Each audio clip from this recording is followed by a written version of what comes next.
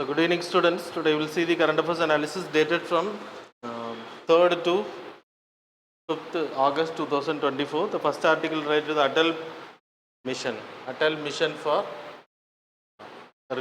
Regeneration of Urban Transformation. So it was introduced in the year 2015. இதோட 2.0 இப்போ நடந்துட்டு இருக்கு. சரியா?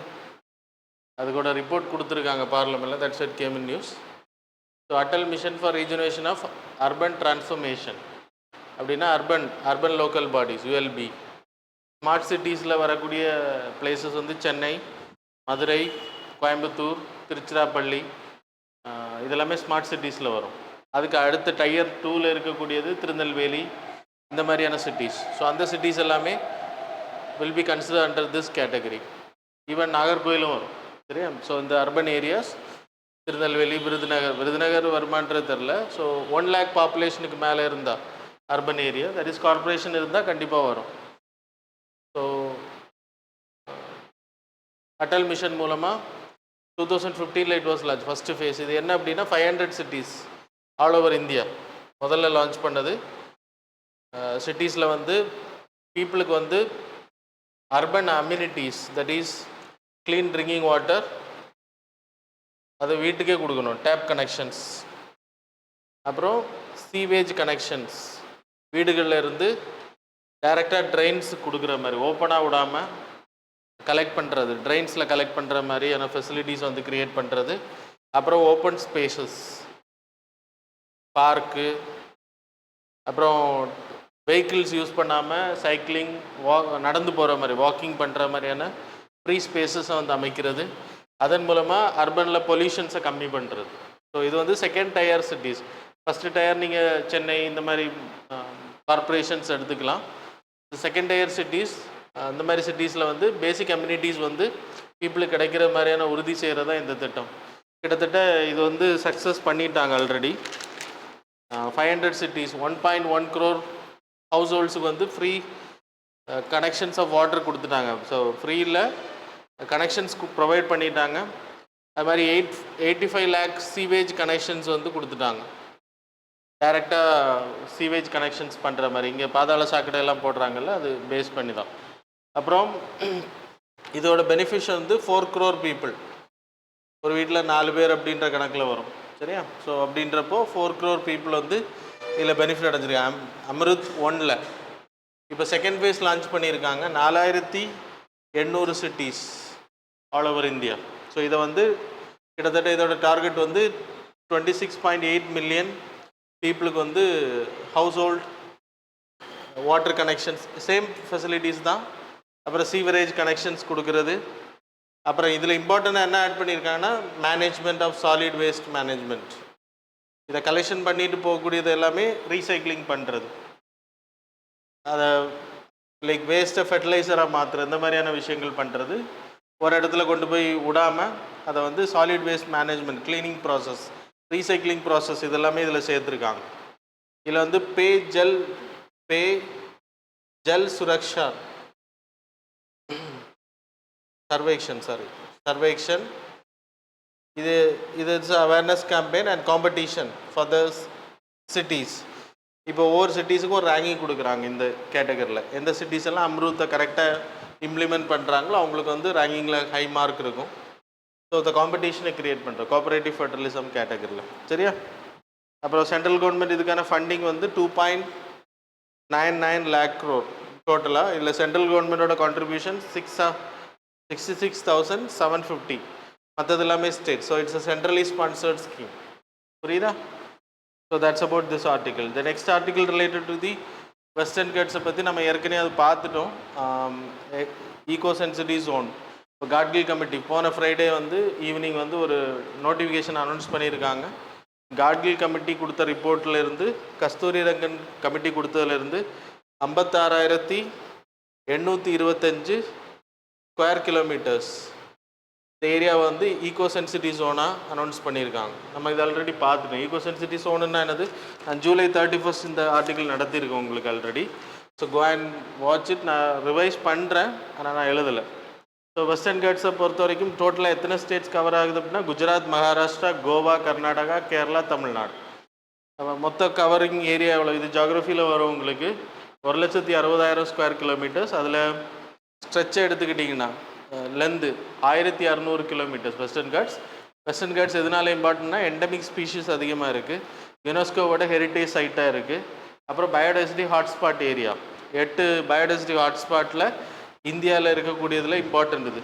சரியா? வெஸ்டர்ன் காட்ஸ். வெஸ்டர்ன் காட்ஸ் மட்டும் இதோட கண்டினியூஷன் டு ஸ்ரீலங்கா ஆல்சோ, அது வந்து இதில் வராது, நமக்கு வெஸ்டர்ன் காட்ஸ் மட்டும்தான். அப்புறம் இதை ப்ரொடெக்ட் பண்ணுறதுக்காக 2010 வெஸ்டர்ன் காட்ஸ் ஈக்கலாஜிக்கல் எக்ஸ்பர்ட் பேனல்னு ஒன்று அமைச்சாங்க. யார் தலைமையில்? மாதவ் காட்கில் அப்படின்ற, மறந்துருச்செல்லாம் ஜூலை 31 பார்த்தோம்ல, மாதவ் காட்கில் கமிட்டி. ஸோ அவர் ரெக்கமெண்டேஷன் என்னென்னா 64% வந்து நீங்கள் ஈகோ சென்சிட்டி ஜோனாக அனௌன்ஸ் பண்ணி. ஈகோ சென்சிட்டி ஜோனுன்னா என்ன அப்படின்னா, இப்போ ஒரு நேஷ்னல் பார்க் இருக்குது, இல்லைனா வெஸ்டர்ன் காட்ஸே வச்சுக்கோங்க, அதோட சுற்றுப்பகுதி 10 kilometres R 1 kilometre 2 kilometre 10 kilometres வரைக்கும் நீங்கள் என்ன பண்ணிக்கலாம் அப்படின்னா, இந்த சுற்றுவட்ட பகுதியில் லைக் மைனிங் ஆக்டிவிட்டீஸை பிளாக் பண்ணுறது, பவர் பிளான்ட்ஸ் வைக்கிறது, பொல்யூஷனை க்ரியேட் பண்ணுற மாதிரி இங்கே இருக்கக்கூடிய உயிரினங்களுக்கு பாதிப்பை உருவாக்கக்கூடிய எந்த ஒரு ஆக்டிவிட்டி, டேம் கன்ஸ்ட்ரக்ஷன், இதெல்லாம் அலோவ் பண்ண மாட்டாங்க ஈகோ சென்சிட்டிவ் ஜோன் அப்படின்ற பிரிவில். ஸோ அதை தான் இப்போ அனௌன்ஸ் பண்ணியிருக்காங்க. ஸோ இது வந்து 6th நோட்டிஃபிகேஷன் கொடுத்துருக்கதா சொல்லப்படுது. சரியா? ஓகே. ஸோ 64% அவர் அனௌன்ஸ் பண்ணியிருந்தார். அதுக்கு பிறகு இந்த ஸ்டேட்ஸ் எல்லாமே எதிர்த்ததுனால மாதவ் காட்கில் கமிட்டியோட report is given to Kasturirangan committee.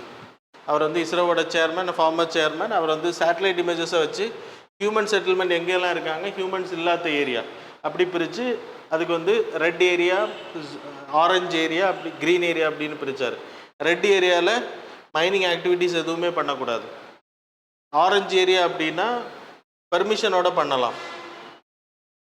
Green area அப்படின்னா அக்ரிகல்ச்சரல் ஆக்டிவிட்டீஸ் அலோவ் பண்ணலாம் அந்த ஏரியாவில். ஃபாரஸ்ட், ஈவன் ஃபாரஸ்ட் ஏரியா, இப்போ டீ பிளான்டேஷன்ஸ் ஏரியாவில் தான் இப்போ நிலச்சரிவு உருவானது. ஸோ இதெல்லாம் அக்ரிகல்ச்சரல் கேட்டகரியில் கொண்டு வரலாம். ஸோ இந்த மாதிரி ஆக்டிவிட்டீஸ் வந்து பண்ணலாம், மற்றபடி எதுவுமே அலோவ் பண்ணக்கூடாது அப்படின்றது.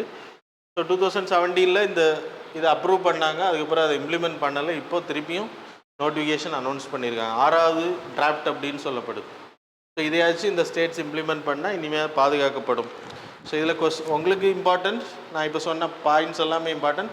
இது எதாவது டவுட் இருந்துச்சுன்னா ஜூலை 31 வீடியோ போய் பார்த்தீங்கன்னா யூ வில் கெட் எல்லாமே எழுதி போட்டிருக்கு. சரியா? Okay, that's all. The next article related to the INS Shalki. INS அப்படின்றது Indian naval ships. Shalki is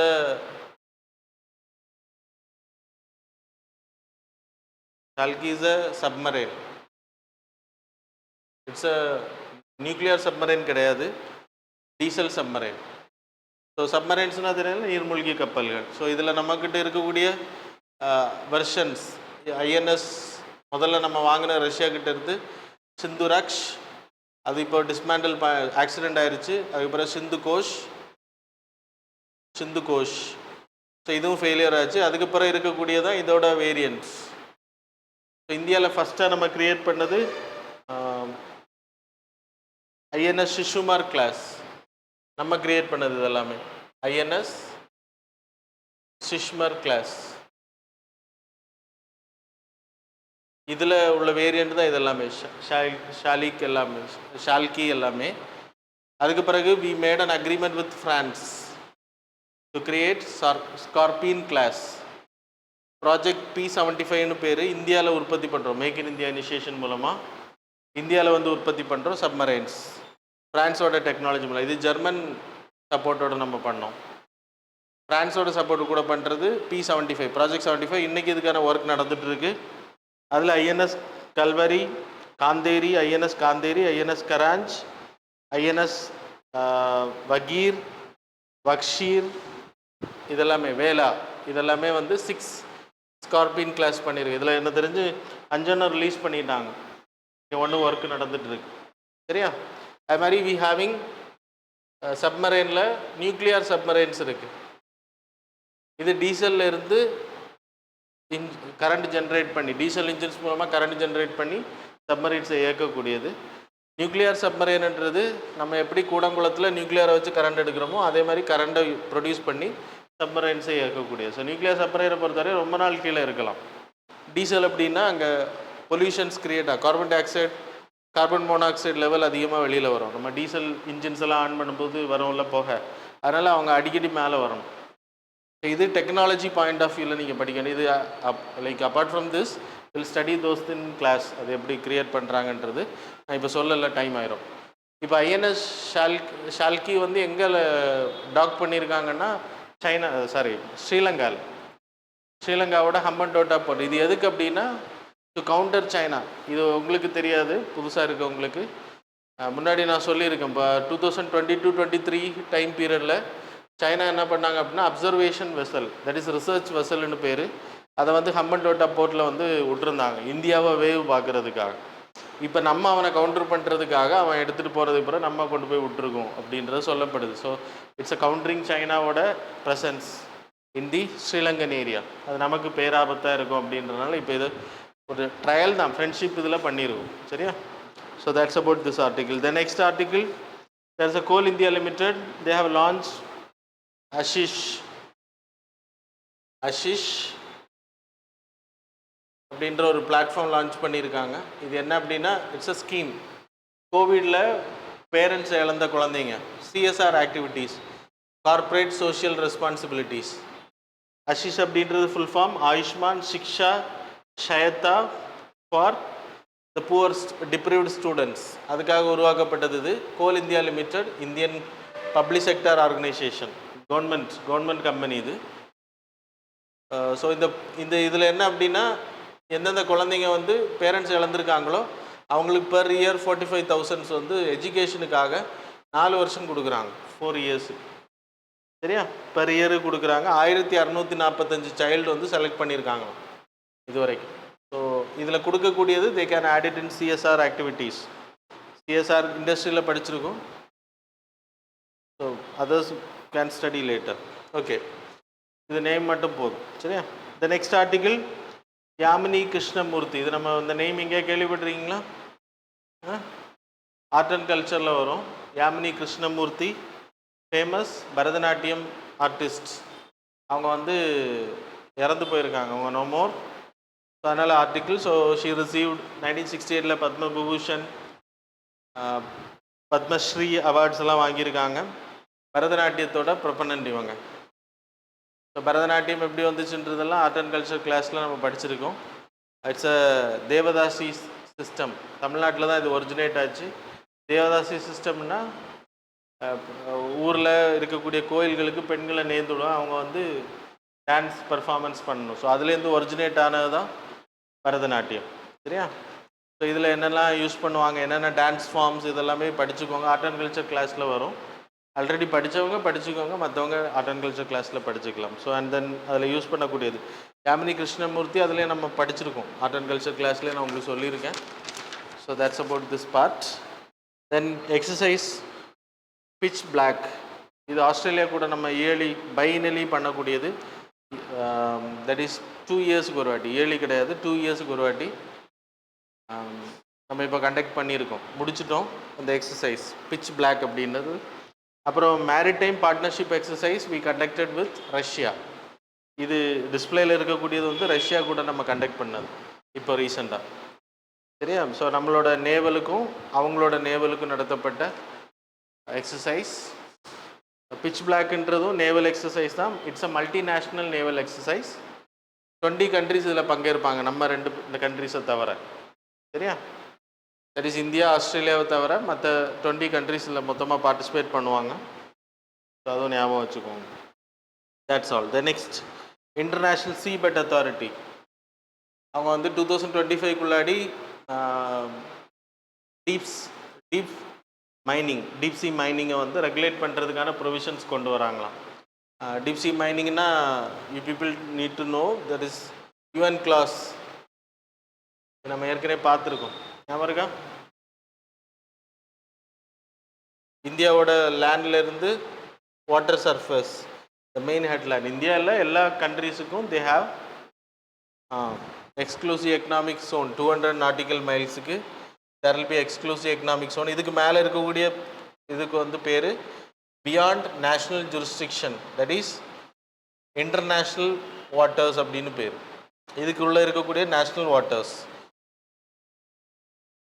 இதுக்கு ஒரு கண்ட்ரியோட சுவரிட்டி கீழே வரும். இதில் டிஃப்ரெண்ட் செக்ஷன்ஸ் இருக்குது, நம்ம ஆல்ரெடி படிச்சிருக்கோம். 25 நாட்டிக்கல் மைல்ஸில் யூ ஹேவ் 24 நாட்டிக்கல் மைல்ஸில் யூ ஹேவ் contiguous zone. அப்புறம் 12 நாட்டிக்கல் மைல்ஸில் டெரிட்டோரியல் வாட்டர்ஸ், டெரிஸ்ட்ரியலாம். அதுக்கு பிறகு inland waters are there. So இதெல்லாமே நீங்கள் நார்மலாக 200 nautical miles exclusive economic. So இதுக்கு மேலே இருக்கக்கூடிய பகுதிகளில் யார் வேணால் அங்கே இருக்கக்கூடிய கடல் வளங்கள் எல்லாத்தையும் எடுத்துக்கலாம். அப்போ அது ரெகுலேட் பண்ணப்படலைன்னா பயங்கரமாக சுரண்டுவாங்க. ஸோ 1982 இந்த யூஎன் கிளாஸ் வந்து சைன் பண்ணப்படுது. 1994 இட் கேம் இன்டு எக்ஸிஸ்டன்ஸ் இந்த அக்ரிமெண்ட். ஸோ இது வந்த உடனே என்ன பண்ணாங்கன்னா, இப்போ இந்த இடத்துல இருக்கக்கூடிய பகுதிகள் எல்லாமே சூறையாடப்படும்.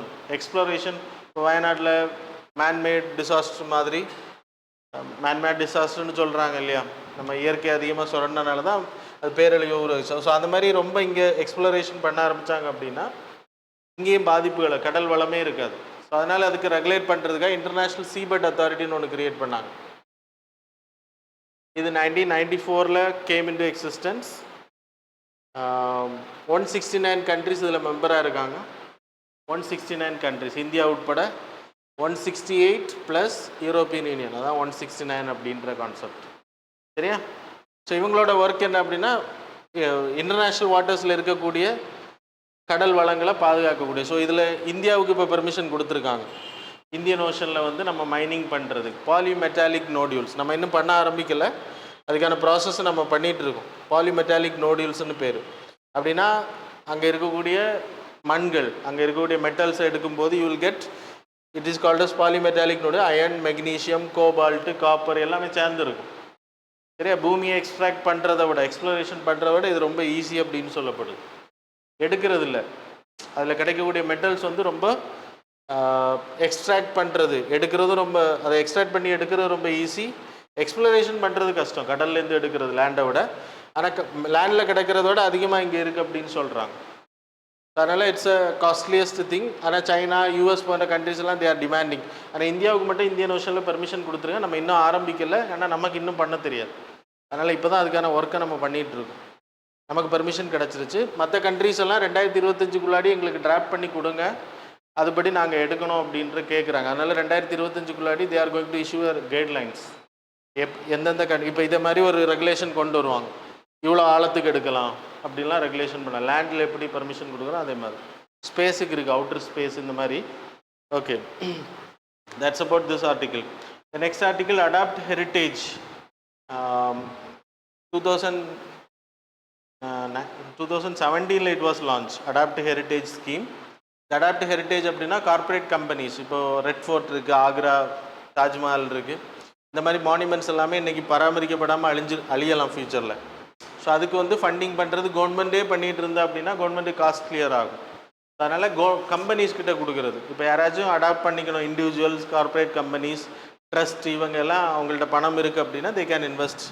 இதுவும் சிஎஸ்ஆர் ஆக்டிவிட்டீஸில் வரும். சரியா? ஸோ இப்போ ஃபஸ்ட்டு இந்தியாவில் கொடுக்கப்பட்டது ரெட் ஃபோர்ட், டால்மியா கம்பெனி எடுத்தாங்க. இதெல்லாம் கேட்க மாட்டாங்க, தெரிஞ்சுக்கோ. அடாப்ட் ஹெரிட்டேஜ் ஸ்கீம் அதோட 2.0 இப்போ லான்ச் பண்ணியிருக்காங்க. That's it came in news. 19 MOUs வந்து சைன் பண்ண 2023 லான்ச் பண்ணப்பட்டது. 19 MOUs அப்படின்னா 19 கம்பெனிஸ் வந்து சைன் பண்ணியிருக்காங்க. ஒவ்வொரு ஏரியாஸில் எடுப்பாங்க. நம்ம ஊரில் இருக்கக்கூடிய ஹெரிட்டேஜ் சைட்ஸாக இருக்கட்டும், இல்லை வெளியூர்களில் இருக்கக்கூடியது. ஸோ ஒரு வாட்டி எடுத்துட்டாங்கன்னா 5 years they need to manage. அதுக்கு பிறகு ப்ளஸ் 5 years எக்ஸ்டெண்ட் பண்ணிக்கலாம். சரி, அதை ரெனோவேஷன் பண்ணுவாங்க. கார்ப்பரேட்ஸு, ஸ்டேட் எடுத்துக்கலாம், ஸ்டேட் கவர்மெண்ட்ஸ் எடுத்துக்கலாம். இது under the ministry of tourism and culture. So that's all. So that's about this article. இதில் ஒரு ஆக்ட் வரும், ancient monument archaeological Ramsar act, remains act அப்படின்னு பேர். So ancient monuments archaeological remains act, AMASAR. இந்த act வந்து ரொம்ப important. இந்தியாவில் இருக்கக்கூடிய எல்லா ஆர்கியாலஜிக்கல் சைட்ஸையும் மானுமெண்ட்ஸையும் ப்ரொடெக்ட் பண்ணக்கூடியது இந்த ப்ரொவிஷன் மூலமாக ரெகுலேட் பண்ணுறது. வெளிநாடு கடத்திட்டு போகிறதெல்லாம் கொண்டு வர, திருப்பி எடுத்துகிட்டு வரது எல்லாமே இந்த ஆக்ட் மூலமாகும். There are provisions. So that's about the articles. Now we will move on to the MCQs. Question number 1. Consider the following related to money bill. So options, statement number 1, a bill imposing income tax. Statement number 2, a bill regulating government borrowing. Third, a bill imposing fines for traffic violations. Fourth, a bill establishing national health insurance scheme. How many of the above can be considered as the money bill? Options are A, only one, B, only two, C, all the three, D, none of the above. Question number 2, exercise Tarang Shakti, recently seen in news, is an exercise. Which exercise? What exercise in kekranga? A, air exercise, B, naval exercise, C, army exercise, D, none of the above. Question number 3, consider the following statement. Statement number 1, Environmental Protection Act 1986 empowers central government to declare eco-sensitive zones in India. Statement number 2, agriculture is generally prohibited in eco-sensitive zones. Statement number 3, United Nations Framework Convention on Climate Change supports the protection for eco-sensitive, ecologically sensitive areas by focusing on biodiversity conservation. Fourth statement, options tapparu. So fourth statement, proximity to urban centers, availability of natural resources and potential for tourism development are the key criteria used by the government of India to designate an area as an ecologically sensitive. So options are A, only 1, B, only 2, C, 1, 2 and 3. Correct note பண்ணிக்கோங்க. D, all of the above. D வந்து all of the above, C வந்து first, second, இல்லைனா 3 statements are correct. 3 only அப்படின்னு போட்டுங்க. Only 3 statements are correct. Okay, so question number 4, consider the following statements. Currently, only genetically modified cotton is approved for cultivation in India.